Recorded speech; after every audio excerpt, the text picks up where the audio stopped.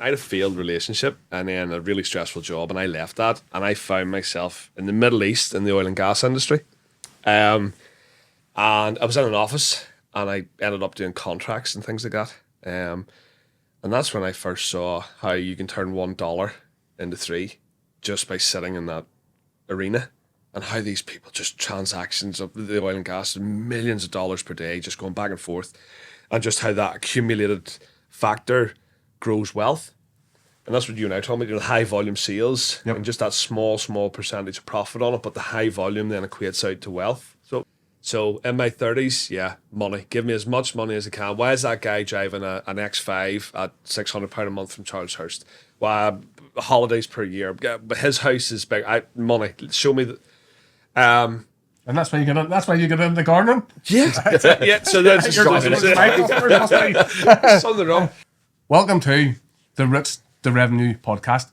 This podcast is for any small business owner who wants to grow their business and hear about challenges that other business owners have overcome. It's an association with Jobber. Jobber is software that I've used for the last 10 years to run my business. It does all my quoting, scheduling, and invoicing, but best of all, customers love it and it gets me paid faster. If you'd like to try Jobber out, there's a link down in the video description. You can try it for 14 days for free. If you use my link, you get 20% off your first 6 months, and it helps make videos like this possible. Now I'm going to hand over to Aaron, and Aaron's going to tell you a little bit about his business. Go ahead, Aaron. Thank you. Hello, my name's Aaron Breen. I own a business in County Antrim. It's called The Country Gardener. We're a limited company, been trading for about 13 years, went limited in 2016. We have 3 vans, around about 4 full-time staff, 3 subcontracted staff, and then we have work out to another 4 individuals who we pay monthly and retainers. VAT registered, turnover this year probably going to hit in around the 180-200k mark, and I'm trying to think what else. Does that sound a bit right? Does that sound decent enough? People know what we do. Oh, what we do? Yep. Sorry. Yeah, we sell kitchens. No, we don't sell kitchens. We are a exterior cleaning business and a lawn care business. So that's the tricky one. When we were talking in the show notes beforehand, going through the VAT, you have a bit of a story to tell about going through your VAT, Aaron. Yes. Was that? Can you tell the viewers if that was planned and? Completely and utterly planned. Yes, it was great. No, I nose to the grindstone, working very hard in November last year. So I was 18th of November. So December the 12th last year, finally got to sit down after being pre-warned by my accountant. So thank you very much. Who's that? Black Oak in Larne, good accountancy firm. There's a wee plug. There.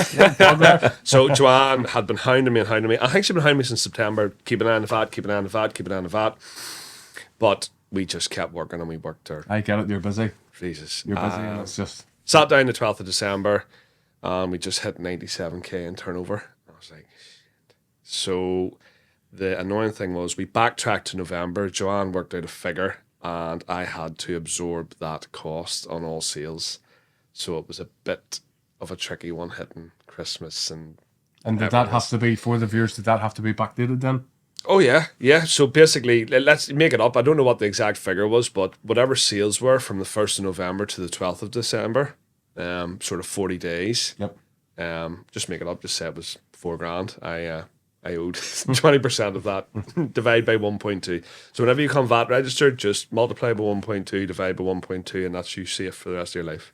And for context for the viewers, is your business all commercial, domestic? What's the split there? I would say 85% domestic residential and 15% is commercial. Nursing homes, nurseries, garden centres, warehouses, that sort of thing.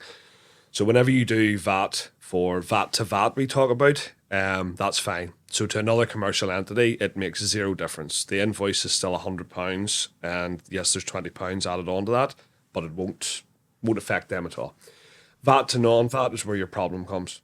When you're trying to then say that, say for instance, you're running a grass cutting firm, so Mrs. Jones's lawn was £20, well that now becomes £24. there's no way around it. So How did your customers react to the increase? Was that a that's a good question. I was really nervous about the increase, like really anxious in the pit of your stomach because of what you'd built. And I think I lost 2 clients out of what were active at that time, around about 600 clients. I lost 2. very good? You know, That's really good. yeah. Now, full transparency though. Some of those clients, it wasn't that many, but some of them were on a direct debit scheme. So I absorbed that VAT for say another 6 or 7 months. Yep. All right, and then we had that conversation later on. But they were pre-warned it was coming. Yep.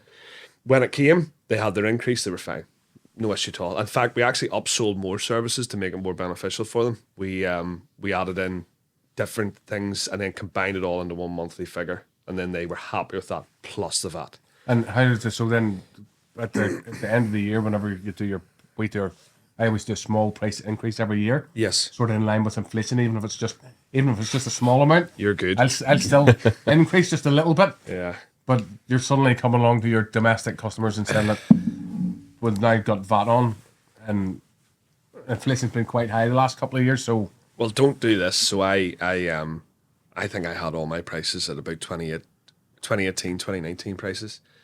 And I had it in my head to do a price increase, but we just kept going and going and going because we were building at such a dramatic rate. It was flying. And then VAT came. So like I think I needed to increase prices originally by about 12% just to bring in line with inflation and cost of living and the wages. Where you were, yep. That was going to be 32%. So we didn't. We just knocked it in the head. How did you get into gardening? I know you had a stressful job. At what age did you get into gardening, and how did you sort of approach going from Well, I your had previous role to? I had a failed relationship and then a really stressful job, and I left that, and I found myself in the Middle East in the oil and gas industry.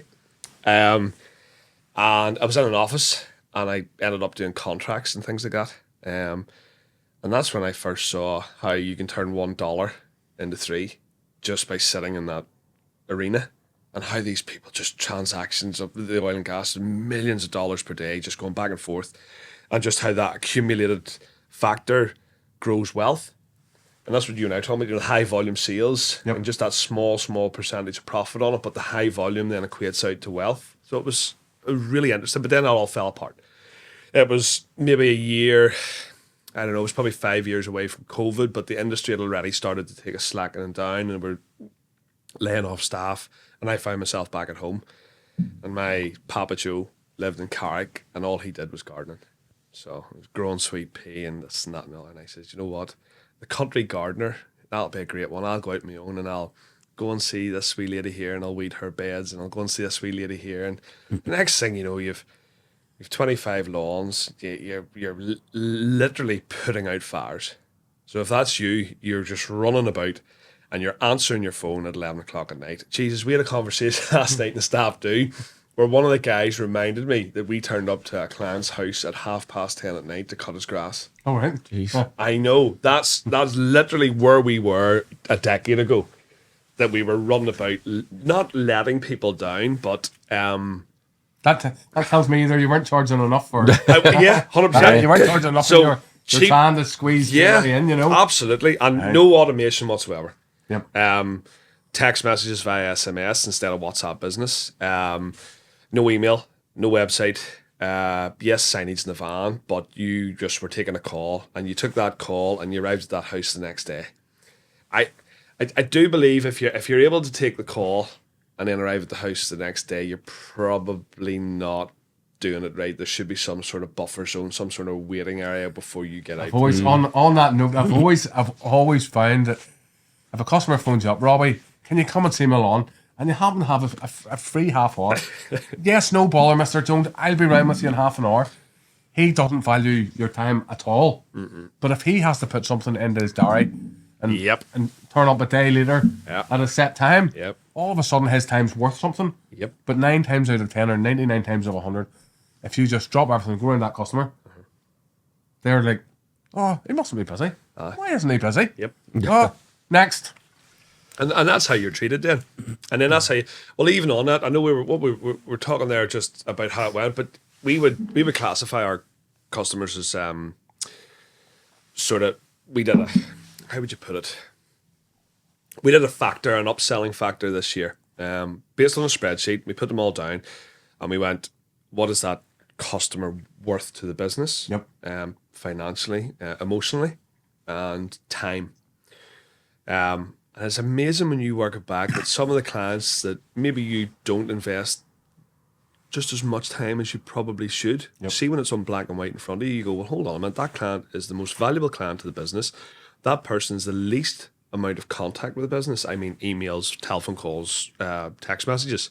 So they have the least back to you, but yet they pay the most. And then when you go down the list, you get right to the bottom there. And you find someone that's taking up all your time. All your time. Yeah. Yep. And I'm not going to put a price on what they're paying, but it is minimal compared to what. So we sat down as a team. I'd be quite open with the team. They see the figures, they know what's happening, they know where the business is going. And we sat down, we went, right, this is our environment. This is like a target rich environment. These are the people that we want to look after. And funny, on the staff do last night, 2 people in that top sort of upper class of client, they paid quite substantial tips for the team towards their dinner last night. Very good. So that's the sort of client that you want. Jason's been getting all my tips. Great. But there was a guy, what do you call the guy who does the podcast? Robbie. I can't remember his name. He said something that really set home with me a long time ago and I heard it. There's J-Rock who does the J-Rock podcast is really good. Right? Might be him. Gonna give him a wee shout out. Give him a wee pun there. He's on. I can't remember his name. He does. He buys and sells businesses, but Sam. There's a fella called Sam and the J-Rock podcast. He's really good. That might be him. He's worth checking out. Do you want, if you ran an airline, do you want 100 economy class ticket holders on the airplane, or do you want 5 business class ticket holders on the airplane? Now you gain the same revenue from both, but you're going to need extra staff for the 100. You're going to have multiples over that 100 that can complain and things can go wrong, and that correlation factor.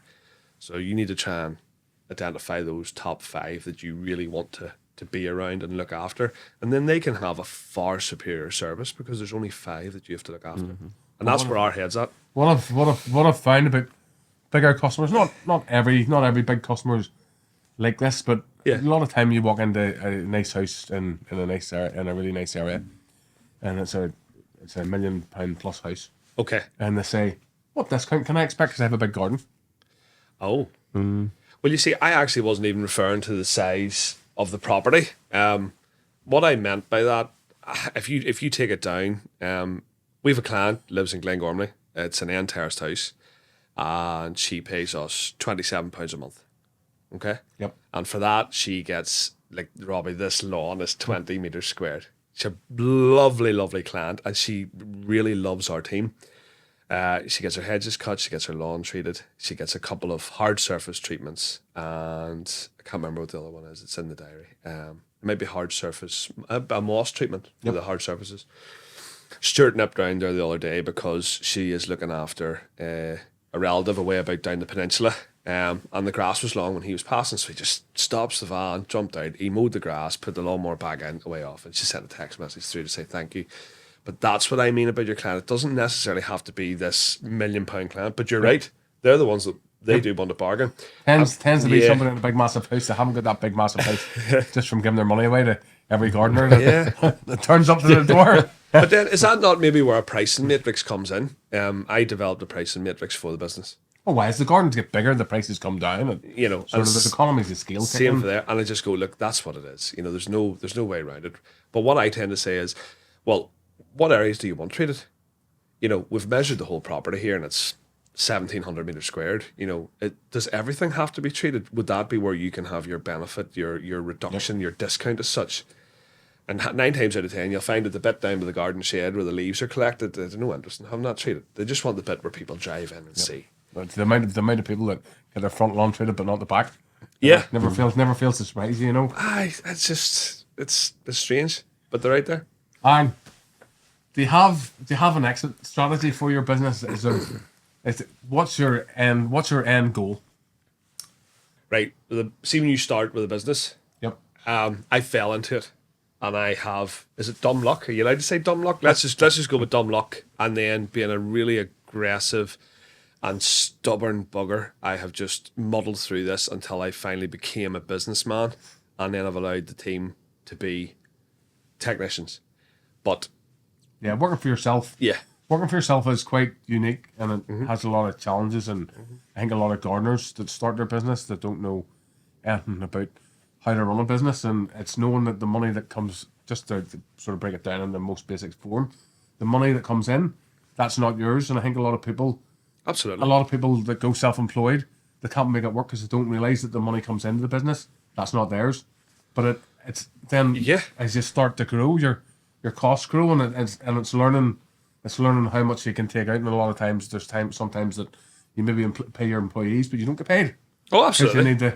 You need to just keep the thing moving forward. Well, like, how many times have you sat down of an evening and finished work at 9 o'clock and you started that morning at 8 o'clock back in the day, and if you were to work out, you were on £6 an hour? The hours I work are horrendous. Yeah. Absolutely horrendous. Well, then that's one thing I will tell your new channel. If you think that you're getting into this here and you're going to transform your £13 an hour minimum wage job into something that's going to be £25 an hour, it's not. See, when you work it out, you will be earning less because you will be putting more time into this. And time is where I thought we would go with this here on my if you'd asked me time. Yes, how you looking to get? If you asked me 7 years ago what my goal was, I said, give me money.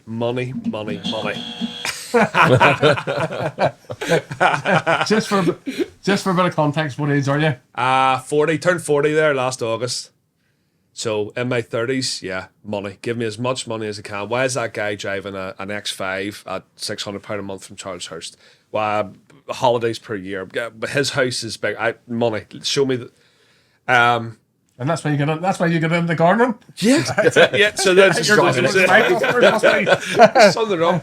It is then morphed, and it must be my wife and my son. Alfie's 8. Time. Give me. As I have a certain amount of money. I have a small, modest income there. That there's definitely not an X5 in the driveway. I can't afford that. It's just there's a modest income there that's satisfactory. But by gee, I have time.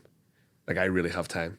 I went running the other day. It was a 10k run and passed 4 or 5 gardeners all out working that morning, and I was going, but I'm still being paid, and I'm training during the morning, 10 o'clock on a Friday. So I think at the minute, whilst that's not my goals, I've got to a point where I have more time, and that's more valuable to me than the you have to make time, don't you? Unfortunately for me, videos just take so much time. So I only really work. Jason will tell you, I only really work 3 days a week, maybe a lot of the time. A lot of the 2 days a week is spent making videos and content. And it's, well, the amount of times I come in on Monday and it's like, what you've been doing all weekend? And you're like, editing, I've been editing. Do you enjoy it? Yeah, I love it. Well, I love it. It's a game. Yeah, you're not working there. That's game. class. You're not working. As long as you're enjoying it. Like, we had a great one the other day. It was just, we were out doing the fertilising run, and then I was getting it tight because you're trying to meet deadlines, and Stuart had been trained, and I just went to plug Irwin's of Portadown. Straight into Irwin's, saw Kyle and bought myself a new knapsack sprayer and a new fertiliser spreader. You didn't get yourself a Milwaukee's? No, I'm going to Milwaukee. I'm not allowed to say who I went for. But what it did do was, and here's the best advice I can do, whatever you are going to do, whether it is Milwaukee or whatever your tool set is, standardise your process across the vans, that if you do uplift into a second van or more employees, that everybody has the same machinery across all platforms. Yes, every employee can do every job. Yeah, but it means that if you lift a sprayer out of my van and you put it into Dylan's van, Dylan doesn't need to calibrate it, doesn't need to look at it, because all he needs to do is adjust the straps, because it is the same bird hood spreader. That's it, sprayer. So we did that, and then Stuart went and we split the run, and we got the day finished because of the rain. So things like that, standardise your process across. It's definitely the way forward. You've it squared with Milwaukee. You're easy. That's brilliant. I'm pretty well looked after. Absolutely. And then even on that day, we were chatting earlier. You would chatted offline about vans and stuff like that. See, even if you can standardise a van, if every van's the same, it means that bits of the spare tire from the two transporters are going to cross. Wee things like that. Yep. It's to make life easy. What I would say across the employee point of view is if you have aspirations to grow from you as a single van out doing the work, you nearly need to. You don't need to grow past what your van can cope with. And what I mean by that is if you're running at complete capacity and you have no room at all to do administration duties, then you've went past what you and that van can do. Yep. So you're in an ideal position to employ somebody and bring them in, whether that be a 0 hours contract or whether that be a sort of, there's another contract exists where you can give them like an 8-month contract based on the seasonal work, or you can just go full blown and give them the contract for the year. We went at the start with just full contracts. Went from there, got the staff in, and it attracted a higher caliber of person that wanted to work in the industry. Tell me this here, just while we're still on vans. Yes. Lease or buy?